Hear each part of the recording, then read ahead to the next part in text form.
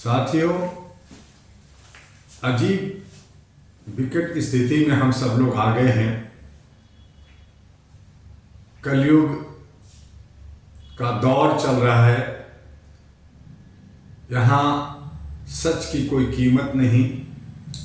आचार विचार आपका आदर्श लेने गया तेल में।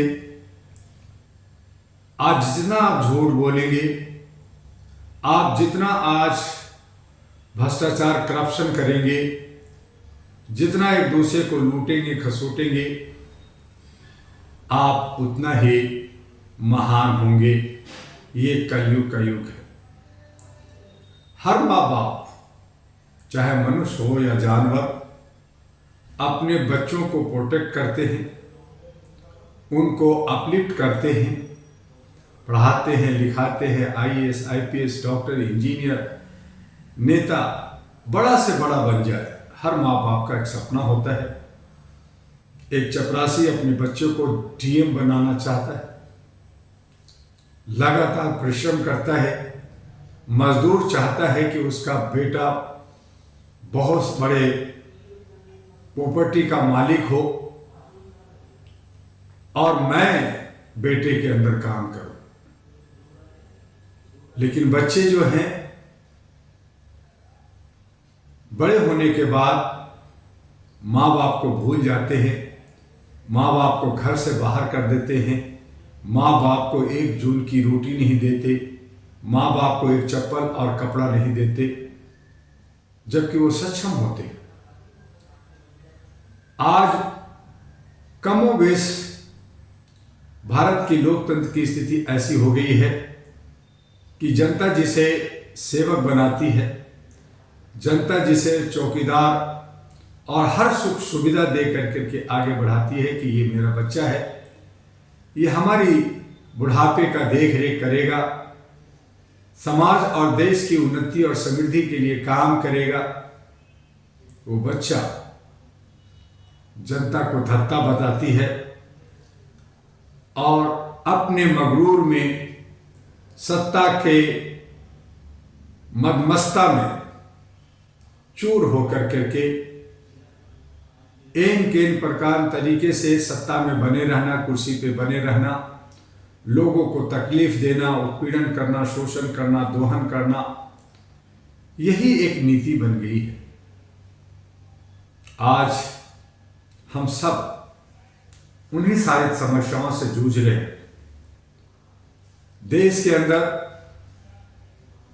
जिन्हें काम करना चाहिए, जो काम करते हैं, जैसे सामाजिक कार्यकर्ता, भारत के अंदर 42 लाख से ज्यादा NGO, नॉन गवर्नमेंट ऑर्गेनाइजेशन है। सभी कुछ न कुछ थोड़ा, कुछ ज्यादा, कुछ बहुत ज्यादा। कहीं पे वो ब्रेड बटर खिला रहे हैं, कहीं पे वो दवाई बांट रहे हैं, कहीं पे वो जो है लंगर कर रहे हैं, कहीं पे जो है वो सांस्कृतिक कार्यक्रम कर रहे हैं, कहीं पे लोगों को सम्मानित करने का काम कर रहे हैं, कहीं पे उनके दुख सुख में साथ देते हैं।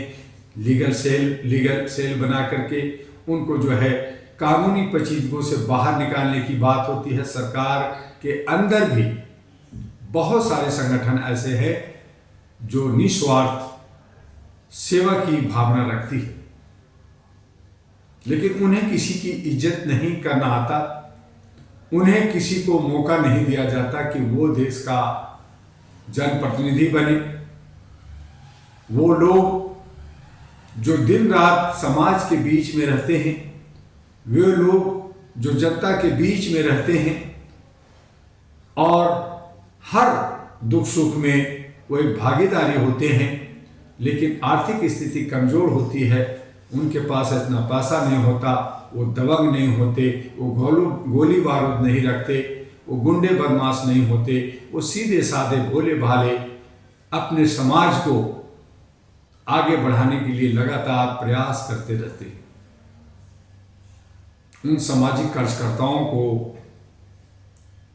अगर जनप्रतिनिधि बना दिया जाए, उन्हें चुनाव आयोग के अंदर सारे ऊपर से नीचे तक पदाधिकारी, अच्छे कार्यकर्ता, जो सामाजिक कार्यकर्ता, उन्हें दे दिया जाए। जितने भी, चाहे वो वुमेन कमीशन हो, चाहे ह्यूमन कमीशन हो, चाहे जितने भी अथॉरिटी हो, जो कहते हैं कि मैं स्वतः हूं, उन्हें अगर सामाजिक कार्यकर्ताओं के हाथ में दे दिया जाए। पुलिस के अंदर भी जो ट्रैफिक पुलिस हैं, जो पब्लिक से जहां से जुड़े हुए लोग हैं, उनको सामाजिक कार्यकर्ताओं के बीच से निकाल करके गए, उनको कमान दिया जाए।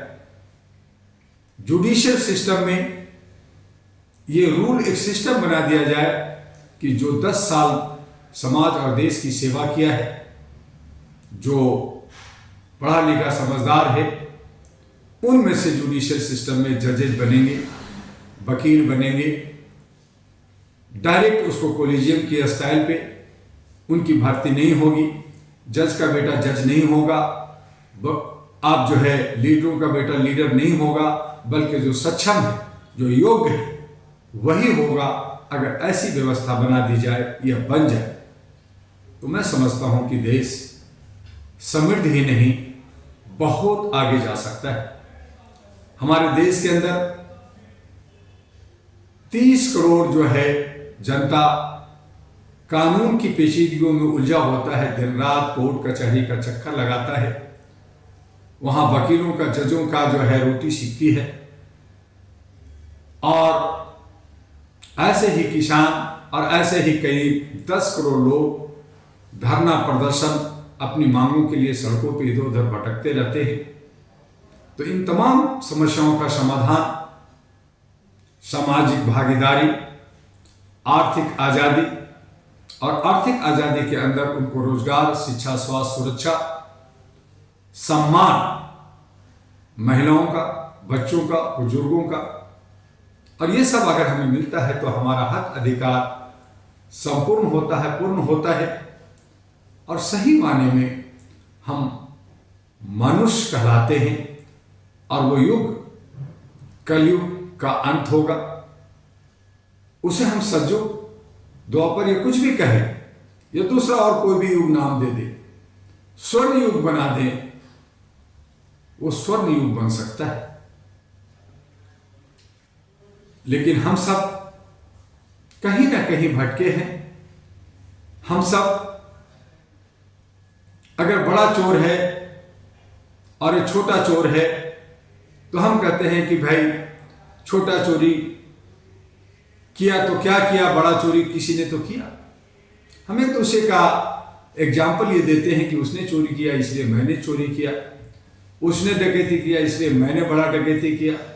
तो ये लूट और खसोट का एक सिस्टम समाज के अंदर जो बना हुआ है, ये हमारी दशा दिशा को बिगाड़ रही है। ये हमारी भारत की संस्कृति को बिगाड़ रही है। ये हमारी जो समानता का, जो हम सब लोग बार बार कहते हैं कि 6743 जातियों में हैं, 256 भाषा भाषी लोग हैं, गोरे हैं, काले हैं, हिंदी बोलते हैं, अंग्रेजी बोलते हैं, और अन्य भाषाओं का भी इस्तेमाल हम करते हैं, क्षेत्र में बटे हुए हैं। लेकिन उसके बाद भी भारत देश महान है, भारत विशाल है। इसके कई खंड हुए, पाकिस्तान बना, बांग्लादेश बना, भूटान बना, अफगानिस्तान बना। कभी अखंड भारत हमारा ईरान, इराक तक था। अखंड भारत, विशाल भारत, जिसमें बर्मा भी था। इतने बड़े देश, जहां आज 5, 6, 7 देश बन गए हैं, वो सारा एक ही देश था, और अमन और शांति खुशहाली के साथ हम लोग रहते थे। उसी दरमियान गौतम बुद्ध, महावीर, बहुत सारे दार्शनिक, कबीर और बहुत सारे दार्शनिक हमारे पैदा हुए, हमारे समाज को सही दशा और दिशा, आईना दिखाया। लेकिन आज हम सब भटक गए हैं। इस कलयुग में हमारी कोई औकात नहीं रह गई है जिसके पास दौलत है, जिसके पास मसल्स है, जिसके पास गोला बारूद है, वही राज करता है, वही अपनी मनमानी करता है। और जनता, जिन्हें सोचना और समझना चाहिए कि अपने बीच में से अपने बच्चों को जो योग्य है, चाहे वो लड़का हो या लड़की, पढ़ा लिखा हो, समाज में काम किया हो, ऐसे को जनप्रतिनिधि बनना चाहिए। ऐसे को हम अपने घर के चौकीदार बनाएं, अपने देश और समाज का बनाएं, लेकिन ऐसा हम नहीं करते। हम भेड़ चाल चलते हैं। कुछ चंद जयचंद, कुछ चंद जो तथाकथित लोग हैं, जो मुर्गा के लड़ा करके उसको लोहो लोहान करा करके मजे लेना चाहते हैं। हाथी से लड़ाते हैं, घोड़े से लड़ाते हैं, मर्द से लड़ा देते हैं, औरतों से लड़ा देते हैं और मजे लेते हैं, तालियां ठोकते हैं, वाह वाह वाह क्या लड़ाई किया। यही हम लोग कर रहे हैं। हमें इनसे बाहर निकलना होगा, अपने आचार विचार को बदलना होगा। मैंने 21 जनवरी 2023 से सरकार के खिलाफ आवाज उठाई कि इसे नहीं आना चाहिए। मैं उसके लिए प्रयासरत हूं, उसके लिए अपनी जो भी बलिदान बनेगा मैं दूंगा। और पूरे भारत के अंदर घूम करके जरूरत पड़ा तो जो मैं चुनाव लड़ने जा रहा हूं उस पर भी मैं विचार करूं कि क्या करना है। लेकिन मैं पूरी भारत में घूम करके जो निरंकुश सरकार है, जो तानाशाही हिटलरगिरी कर रहा है, उसे खत्म किया जाए। लेकिन सवाल ये उठता है कि खत्म करने के बाद लाना किसे चाहते हैं, आएगा कौन? जनता फिर एक डकैत को खत्म करता है, एक डॉन को खत्म करता है। मंझोले डॉन फिर आ जाता है, वो डॉन बन जाता है, फिर निचला डॉन आ जाता है। हमें जरूरत है तमाम डॉन, तमाम जो है गंदे तत्व के लोग, ऊपर से नीचे तक पूरी नाली जो बजबज है, गंदा है, उसे पूरा भरना पड़ेगा, साफ करना पड़ेगा। और पूरी सफाई करने के बाद, उसकी मरम्मत करने के बाद उसमें जो है पानी छोड़ा जाए, उसके अंदर जो है वो नाली साफ सुथरा हो, हमारी नदियां साफ हो, हमारे जो वातावरण जो दूषित हो गया है इन नेताओं की वजह से, इन नेताओं को सबक सिखाने की जरूरत है।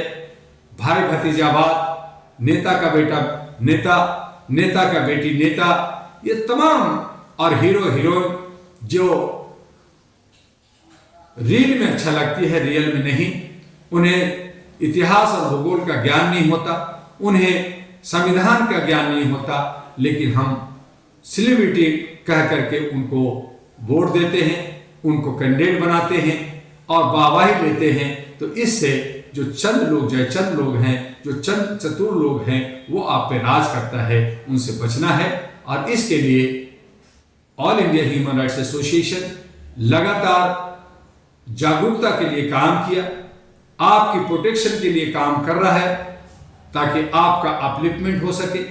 और उसी में कि अगर आपको लोकतंत्र, जनतंत्र, संविधान, देश को बचाना चाहते हैं, तो उसके लिए अच्छे सच्चे लोगों को एक जगह संगठित करने के लिए एक प्लेटफॉर्म होना चाहिए। और वो प्लेटफॉर्म आपके लिए अहरा national party, all India human rights association का पार्टी बनाएगा कि आप सब अच्छे सच्चे लोग जमा हों और वहां पे अपने हक, अधिकार, आर्थिक आजादी और सामाजिक भागीदारी को समझते हुए उसे दिलाने के लिए शपथ पत्र भरे और शपथ पत्र के साथ सच्चे दिल से, सच्चे नियत से, सच्ची गारंटी के साथ देश को समृद्ध बनाए।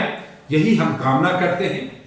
आपका डॉक्टर एमी दुआ जो आपके साथ हमेशा साथ है, आगे बढ़ रहा है, लेकिन जो हम भेड़ चाल चल रहे हैं उससे हमें अलग होना होगा। जनता को समझना होगा, जनता को अपनी मानसिक गुलामी से बाहर निकलना होगा। जनता जो मूर्छित है, जनता जो आज कहीं न कहीं नशे में चूर है, उनसे बाहर निकल करके अपने हक अधिकार के लिए आपके साथ कोई नहीं आएगा।